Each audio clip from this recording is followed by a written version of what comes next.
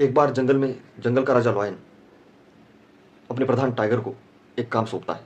उसे बोलता है कि मैं तुम्हें एक मांस का टुकड़ा दे रहा हूँ, उस टुकड़े को तुम्हें 10 भेड़ियों में बांटकर आना है।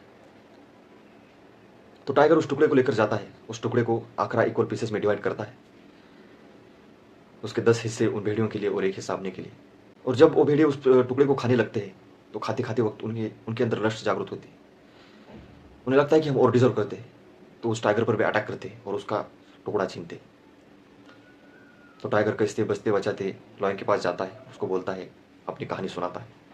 तब लॉयन उसे बोलता है कि मैं अगर तुम्हारी जगह पर होता तो मैं क्या करता।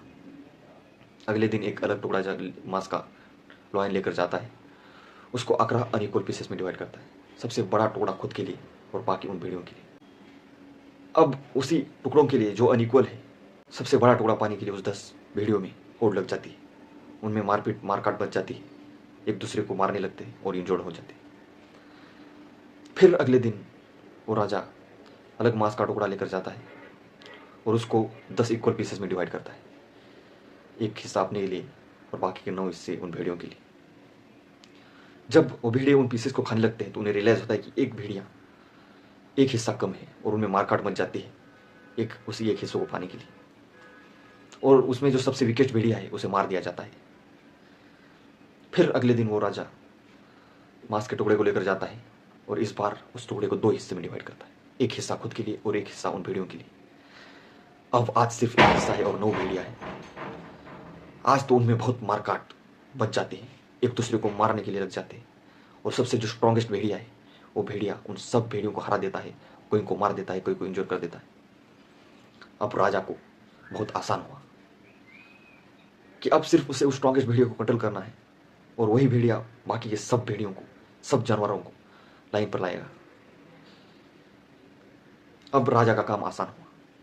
दोस्तों, राजा में और नॉर्मल इंसान में वही फर्क होता है, राजा की सोच अलग होती है, उसको भीड़ को कैसे हैंडल करना है वो आता है।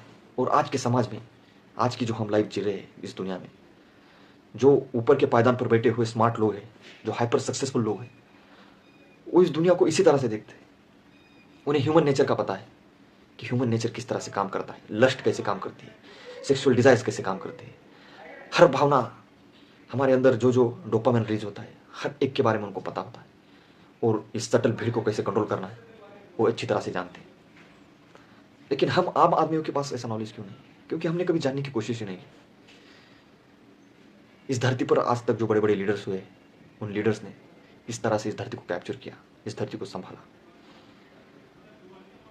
अगर इन चीज़ों को हम पढ़ने लग जाए तो हमें भी वो गुण आ सकते हैं, बस हमको उन चीज़ों को अपनी रियल लाइफ में उतारना है। हाइपर सक्सेसफुल लोग हैं जो हमें इतने जेंटलमैन लगते हैं, दोस्तों हम बहुत नासमझ लोग हैं। इनको हर चीज़ का पता होता है, हर इंसान को क्या चाहिए, इस भीड़ को कौन से कंट्रोल करना है, इसके लिए उनके पास टीम बैठाई होती है। और ऊपर के जो 1% लोग हैं पूरी 99% पॉपुलेशन को कंट्रोल कर रहे हैं।